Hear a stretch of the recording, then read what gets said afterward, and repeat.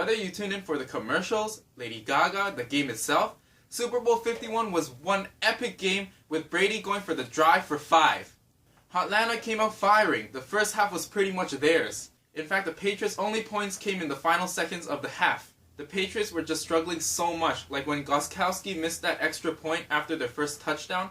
I thought that pretty much summed up the type of game they were having. But New England finally started to look like New England when they turned on the Jets and scored 31 unanswered. Then in the final minutes of regulation, I thought that Matty Ice, the league MVP, had a chance to ice it. Not only did he decide to throw it instead of running it, which could have run down the clock, but he actually got into field goal range too. So, it was much like the Grey Cup, with the underdogs leading most of the game, then the actual favorites fight back to force OT, but New England actually completed the comeback.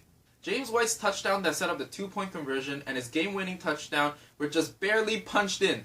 That's how crazy the game was. It can no doubt go into the Super Bowl history books as the best Super Bowl ever.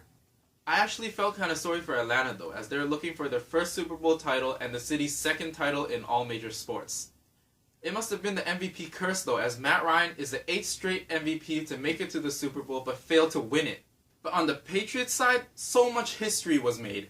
Firstly, they forced the game into overtime for the first time in Super Bowl history. They're the only team in the Super Bowl to come back from a deficit larger than 10 points.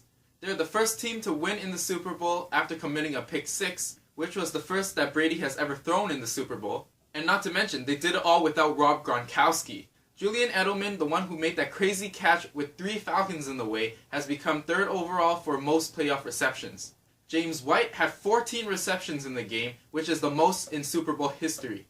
But how about the Super Bowl MVP Tom Brady? He has captured his 4th Super Bowl MVP, which is now tied with Michael Jordan for 4 Finals MVP awards.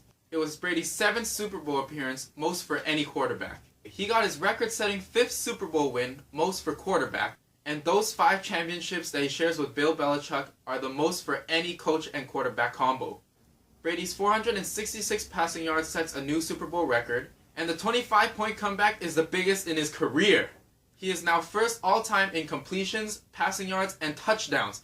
What a legend! But wow, the guy's been through a lot. He had a late start to the season serving that dumb Deflategate suspension, but I'm pretty sure he can put that behind him now thanks to that unforgettable championship. Tom Brady is no doubt the GOAT. So as I predicted, New England is the Super Bowl 51 champion. But I'm pretty sure many people guessed it, but definitely not in that fashion. Oh, and if you haven't watched my Super Bowl prediction video, please do check it out and hear how I thought New England was going to win it. I'll make sure to put it in the suggested.